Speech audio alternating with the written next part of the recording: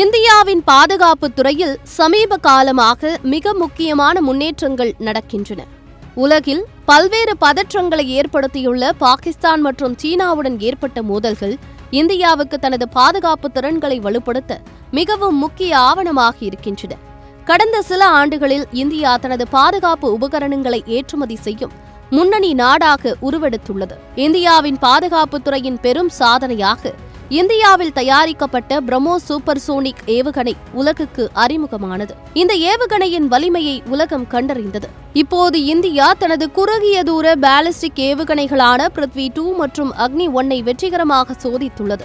இந்த சோதனைகள் இந்தியாவின் பாதுகாப்பை தூக்கி நிறுத்தும் மாபெரும் முயற்சிகளின் ஒரு பகுதியாக இருக்கிறது. இந்த ஏவுகணை சோதனைகள் ஒடிஷா மாநிலத்தில் உள்ள சந்திப்பூரில் அமைந்த ஒருங்கிணைந்த சோதனை தளத்தில் நடந்தது குறிப்பிடத்தக்கது.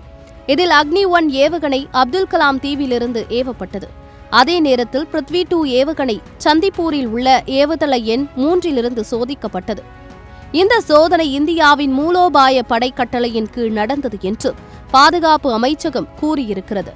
பிருத்வி 2 ஒரு குறுகிய தூர பாலிஸ்டிக் ஏவுகணையாக 350 கிலோமீட்டர் தூரம் சென்று இலக்கை தாக்கும் திறன் கொண்டது.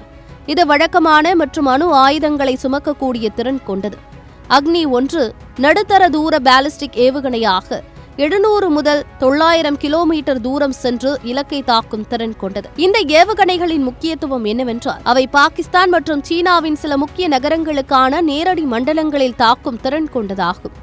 இந்த ஏவுகணைகள் இந்தியாவின் பாதுகாப்பு மற்றும் அதிரடி திட்டங்கள் அமல்படுத்தும் திறன்களை உலகத்துக்கு காட்டுகிறது. பாகிஸ்தான் மற்றும் சீனா போன்ற நாடுகளுக்கு இது பெரும் எச்சரிக்கையாக அமைகிறது. ஏனெனில் இந்தியாவின் சோதனைகள் அவற்றின் முக்கிய நகரங்களை தாக்கும் திறன் கொண்டன. இப்போது இந்த சோதனைகள் இந்தியாவின் பாதுகாப்பு துறையில் ஒரு முக்கிய அடையாளமாக மாறியுள்ளது.